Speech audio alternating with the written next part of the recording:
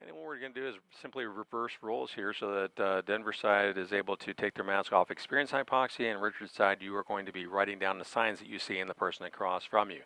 So everybody got a pulse oximeter reading on Denver side? Thumbs up. Okay, good deal. Then on my count backwards from 3, we'll go ahead and start this evolution. 3, 2, 1, mask off. Go ahead and remove your mask on Denver side only. Hanging on the hose in front of you. Look at the person who's across from you so they can see what normal looks like before you become abnormal. Look at the visual target across from you, such as the last name of the person that you're sitting across from. Can you read it? Can you see the color chart clearly? Can you distinguish the colors? And here's another fun one. I want you to pucker up and whistle. Give me a standard whistle. Are you able to make any noise? No air resistance, no noise. Fun little thing.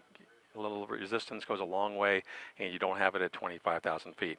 All right, at this point, you guys can go ahead and start working on the worksheet at any point that you'd like to. And as I did with the other side, I will give 1 minute time hacks, so that way you'll know when it's time to jot down your symptoms. And for those people on Richard's side, again, you're looking for those signs of hypoxia, some which are listed on the back of the worksheet there, from breathing rate to coloration of skin to just the way they appear or the way they respond. And we are coming into the 1 minute point, so Denver side, if you guys will go down to item number 4, the 1 minute column, and let me have you put a check mark next to any symptom that you feel, and then, if you will, also write your pulse oximeter reading at the bottom of that column, and then take a look at the visual target you chose earlier to see if you notice any changes there.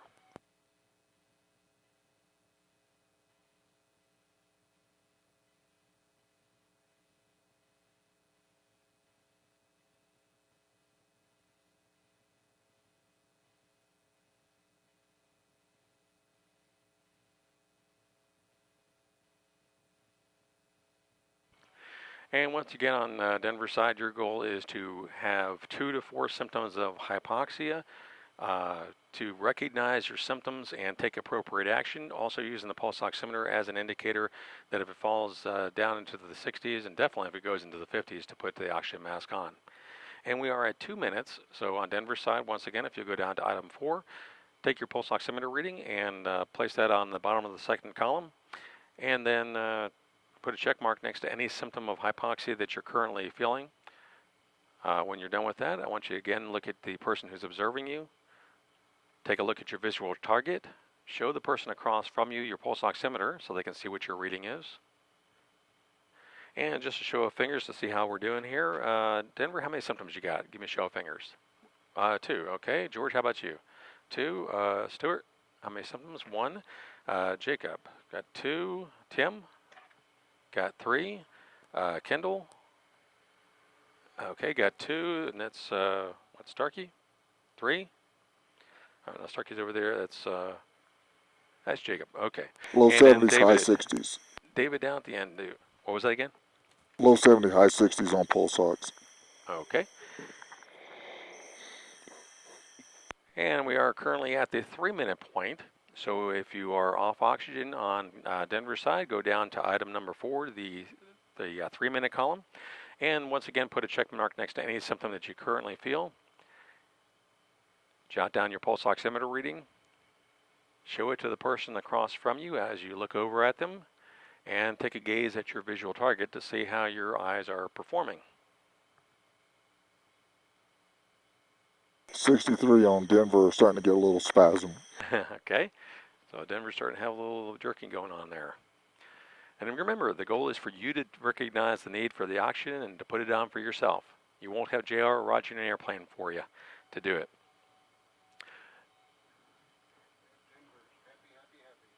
Hey Denver, I'm going to have you do me a favor. Out loud so JR can hear you, I want you to count backwards from 100 by 7s, like 100, 93. Can you do that for me?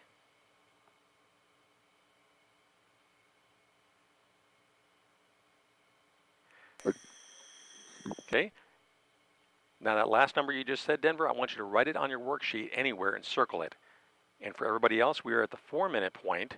So I want you to do is to go ahead at the 4 minute column and jot down the symptoms or put an X next to the symptoms that you are currently feeling, as well as noting your pulse oximeter reading and putting that in the area provided. Yeah, let's see. It looks like Tim's about ready to take a nap on us. Better watch 12. There, he's got it.